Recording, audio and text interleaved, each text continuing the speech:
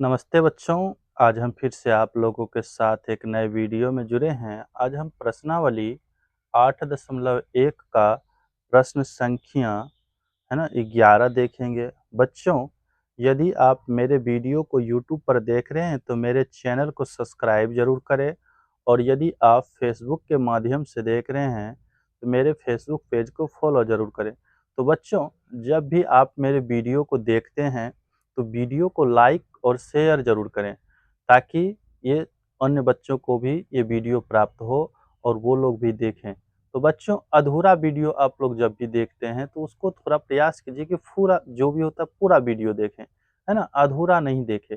अधूरा देखिएगा तो आपको समझ में उतनी नहीं आएगी, है ना? तो आप लोग जब भी देखते हैं वीडियो को तो वीडियो को लास्ट तक ज़रूर देखें, है ना? तो चलिए बच्चों, आज हम लोग देखते हैं प्रश्न संख्या 11 में, जिसमें कहा गया है क्या कि बताएं कि निम्न कथन सत्य है या असत्य और कारण सहित अपने उत्तर की पुष्टि करें। तो चलिए बच्चों, तो यहाँ पे हम लोग प्रश्न संख्या 1 हम लोग यहाँ लिखे हैं। कहता है tan a का मान सदैव 1 से कम होता है। tan a का मान सदैव 1 से कम होता है।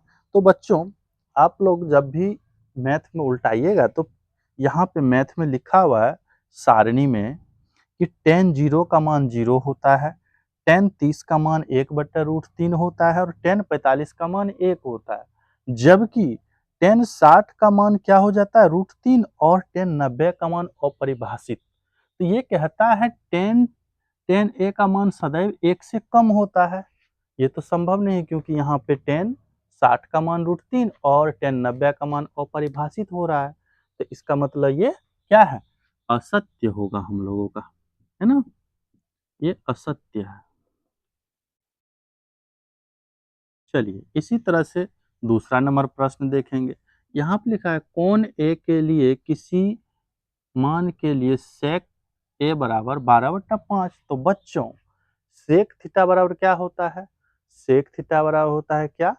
कर्ण बटे आधार। क्या होता है? कर्ण बटे आधार। तो आपको भी पता होना चाहिए कि हमेशा हमेशा कर्ण का मान जो होता है अन्य दो भुजाओं से बड़ी होती है ना? हमेशा। तो यहाँ पर भी तो वही है, ये जो 12 है ये कर्ण है, ये क्या है हम लोग को? आधार है। आधार का मान कर्ण से कम है, तो इसका मतलब ये सही है, अर्थात ये सत्य है। चलिए उसी तरह से हम लोग कहता है कॉस ए कोण ए के कोसेंट के लिए प्रयुक्त एक संक्षिप्त रूप है। बच्चों, ये जो कॉस ए होता है ये कोसेंट के लिए ये संक्षिप्त रूप नहीं है, क्योंकि कॉस का जो संक्षिप्त रूप होता है कोसाइन होता है। क्या होता है बच्चों? कोसाइन होता है। यहाँ तो कोसेंट लिखा हुआ है, इसका मतलब ये असत्य है हम लोगों का। चलिए इसी तरह से अगला प्रश्न को देखेंगे। कहता है कॉट और ए का गुणनफल है। नहीं है, क्योंकि ये कॉट ए और ए का गुणनफल नहीं है ना? अर्थात ये असत्य है हम लोगों का। चलिए आगे देखते हैं। किसी भी कोण थीटा के लिए साइन थीटा बराबर 4/3। तो बच्चों, साइन थीटा बराबर क्या होता है? आपको मान पता ही है। साइन थीटा बराबर क्या होता है?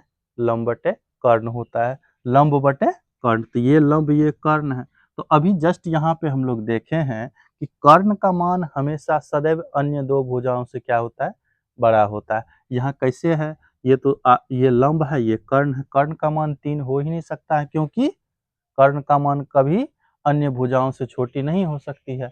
इसका मतलब ये भी मेरा क्या है? असत्य है। चलिए बच्चों, आप मेरे वीडियो को जब भी देखते हैं तो लाइक और सब्सक्राइब जरूर करें, है ना? आप लोग मेरे वीडियो में लास्ट तक जुड़े रहें, इसके लिए बहुत बहुत धन्यवाद। Thank you.